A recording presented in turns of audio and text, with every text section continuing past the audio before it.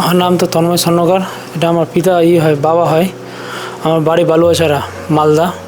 তো ইনার তো মানে ব্লক হয়ে গেছিলো, তো ওখান থেকে এসেছিলাম। তো এখানে এখন ডাক্তার দেখেছিল, ওই শ্রবণ কুমার স্যার আছে। এখন তো অনেক সুস্থ আছে আগে থেকে, এখন অপারেশন করার পর এখন ইনার মানে সার্জারি হয়েছে, বাইপাস।